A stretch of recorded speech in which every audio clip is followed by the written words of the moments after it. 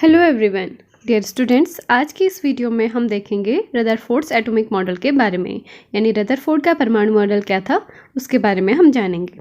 Previous video में हमने देखा था कि सर जे थॉमसन ने परमाणु की संरचना को जानने की दिशा में पहला एटॉमिक मॉडल दिया था, जिसे हम थॉमसन का परमाणु मॉडल कहते हैं। लेकिन उस थॉमसन्स एटॉमिक मॉडल में कई सारे ड्रॉबैक्स थे और उन्हीं कमियों को दूर करने के लिए एक नेक्स्ट मॉडल आता है जिसे हम जानते हैं रदरफोर्ड्स एटॉमिक मॉडल के नाम से। तो डियर स्टूडेंट्स, रदरफोर्ड का परमाणु मॉडल जानने से पहले आपको एक चीज़ जाननी होगी, जो है इस परमाणु मॉडल की आधारशिला, यानी कि अल्फा स्कैटरिंग एक्सपेरिमेंट के बारे में जानेंगे। तो सर अर्नेस्ट रदरफोर्ड ने एक एक्सपेरिमेंट किया था जिसके बेस पर ही उन्होंने ये एटॉमिक मॉडल दिया था। तो आइए जानते हैं वो एक्सपेरिमेंट क्या था और उससे उन्होंने क्या क्या कंक्लूजन निकाले।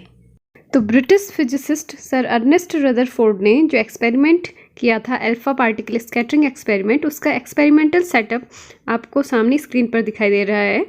यहाँ पर सामने एक सोर्स ऑफ अल्फा पार्टिकल्स, एक ब्राउन कलर का बॉक्स बना हुआ है जिसमें से अल्फा पार्टिकल्स की बीम्स निकलेंगी, और ठीक सामने एक सर्कुलर फ्लोरेसेंट स्क्रीन है, यानी कि एक गोलाकार आपकी प्रतिदीप्ति पर्दा है जहाँ पर आप इमेज देख सकते हैं। तो यहाँ पर बीच में एक येलो कलर की एक फॉइल रखी हुई है जो थिन गोल्ड फॉइल है, यानी कि पतली सोने की फॉइल रखी गई है। जैसे ही अल्फा पार्टिकल्स की उच्च ऊर्जा से भरी हुई बीम इस थिन गोल्ड फॉइल पर पड़ती है, तो देखिए हमें क्या रिजल्ट देखने को मिलते हैं। Most of the alpha particles जो हैं वो इस थिन गोल्ड फॉइल से निकलते हुए बाहर आपकी फ्लोरोसेंट स्क्रीन पर पड़ते हैं। आपको यहाँ पर लिखा हुआ दिखाई दे रहा होगा स्कैटर्ड अल्फा पार्टिकल्स, और जो कि आपको ब्लू लाइन से दिखाए गए हैं। और वहीं अदर हैंड में देखिए आप डिफ्लेक्टेड पार्टिकल्स आपको पिंक कलर की लाइन से दिखाए गए हैं। तो डिफ्लेक्टेड अल्फा पार्टिकल्स जो आपको दिख रहे हैं वो देखिए पिंक कलर की लाइन से हैं, तो बहुत ही कम अमाउंट में हैं, और स्कैटर्ड अल्फा पार्टिकल्स जो सामने की स्क्रीन पर पड़ रहे हैं वो आपको ब्लू कलर से दिखाए गए हैं, जो बहुत ज़्यादा मात्रा में हैं। अब जरा थॉमसन्स एटॉमिक मॉडल को एक बार ध्यान में लाइए। थॉमसन्स एटॉमिक मॉडल के अकॉर्डिंग जो परमाणु है वो तो पूरा एक धनावेश का गोला है जिसमें इलेक्ट्रॉन कहीं कहीं पर धंसे हुए हैं। अब ये जो थिन गोल्ड फॉइल है ये बहुत सारे एटम से मिलकर बनी है ना, और यहाँ पर जो आपका धनावेश है वो बहुत ज़्यादा मात्रा में होगा ऋणावेश की तुलना में, यानी पॉजिटिव चार्ज यहाँ पर ज़्यादा होगा और नेगेटिव चार्ज जो है वो कम होगा। अब बात करें अगर अल्फा पार्टिकल्स की, तो अल्फा पार्टिकल्स होते हैं आपके पॉजिटिवली चार्ज पार्टिकल्स। तो आप देखेंगे अगर अल्फा पार्टिकल्स आपके भेजे जा रहे हैं, उसकी बीम भेजी जा रही है जो थिन गोल्ड फॉइल पर टकराने वाली है, तो वहाँ पर भी पॉजिटिव चार्ज ज़्यादा है थिन गोल्ड फॉइल के अंदर, और अल्फा पार्टिकल खुद में पॉजिटिव चार्ज हैं, तो वो क्या करने चाहिए थे, एक दूसरे को रिपेल करने चाहिए थे। ठीक है, तो यानी कि most of the alpha particles को लौट जाना चाहिए था वापस उसी डायरेक्शन में। तो डिफ्लेक्टेड पार्टिकल्स की संख्या जो वापस उसी मार्ग में लौट जाएं, ऐसे पार्टिकल्स की संख्या ज़्यादा होनी चाहिए थी। लेकिन यहाँ पर आपको जो देखने को मिल रहा है ये इसके जस्ट अपोजिट है। यहाँ पर आप देख रहे हैं कि most of the alpha particles वापस उसी रेखा में लौटने के बजाय वो उस थिन गोल्ड फॉइल को पार करते हुए सामने की फ्लोरोसेंट स्क्रीन पर पड़ते हैं। तो इससे ये साफ साबित होता है कि जो थॉमसन्स एटॉमिक मॉडल था उसमें कहीं ना कहीं ड्रॉबैक था, और हम ये कह सकते हैं कि पूरा का पूरा जो एटम है वो पूरी तरह से उसमें पॉजिटिव चार्ज यूनिफॉर्मली डिस्ट्रीब्यूटेड नहीं होता है। सर अर्नेस्ट रदरफोर्ड ने अपने एक्सपेरिमेंट में क्या देखा? सबसे पहली बात तो उन्होंने ये देखी कि most of the alpha particles जो थे वो उस थिन गोल्ड फॉइल से बिना डेविएशन के सीधे आगे निकल गए। ठीक है, उस गोल्ड फॉइल को पार करते हुए सीधे सामने फ्लोरेसेंट स्क्रीन पर पड़े। केवल कुछ ही अल्फा पार्टिकल्स ऐसे थे जिन्होंने बहुत ही माइनर डेविएशन सफ़र किया 10 डिग्री की रेंज में, और बहुत ही कम अल्फा पार्टिकल ऐसे थे जिन्होंने 90 डिग्री का एंगल डेविएशन सफ़र किया और वो उसी रास्ते से वापस आ गए जहाँ से वो निकले हुए थे। तो ये थे ऑब्जर्वेशंस फ्रॉम द एक्सपेरिमेंट। अब बात कर लेते हैं कि इस एक्सपेरिमेंट से सर रदरफोर्ड ने क्या क्या निष्कर्ष निकाले, यानी कि कंक्लूजन क्या थे। तो देखिए इस एक्सपेरिमेंट के बेसिस पर सर रदरफोर्ड ने पहला कंक्लूजन तो ये निकाला कि a major space in an atom is an empty space. उन्होंने कहा कि जो थॉमसन का एटॉमिक मॉडल था जो कहता था कि पूरा जो एटम है उसमें पूरा पॉजिटिव चार्ज डिस्ट्रीब्यूटेड है, तो उन्होंने कहा ऐसा नहीं है। A major space in an atom is empty space. किसी परमाणु का अधिकतर हिस्सा एक खाली भाग है।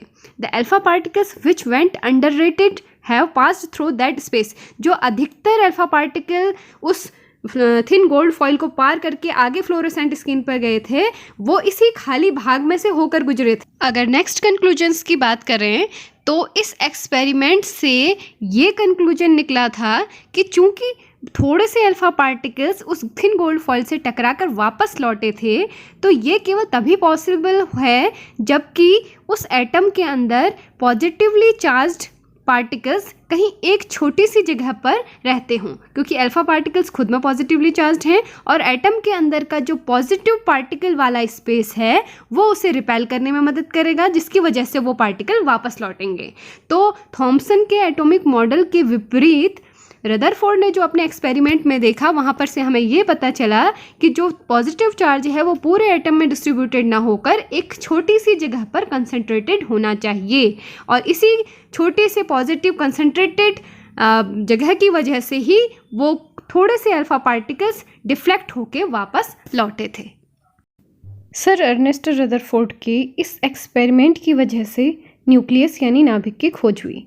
तो सन 1911 यानी इन 1911 अर्नेस्ट रदरफोर्ड ने न्यूक्लियस की खोज की थी। आइए अब देख लेते हैं रदरफोर्ड मॉडल के कुछ मेन पोस्टुलेट्स, यानी उनके इस एक्सपेरिमेंट से जो उन्होंने एटॉमिक मॉडल दिया उसके मेन पॉइंट्स क्या रहे।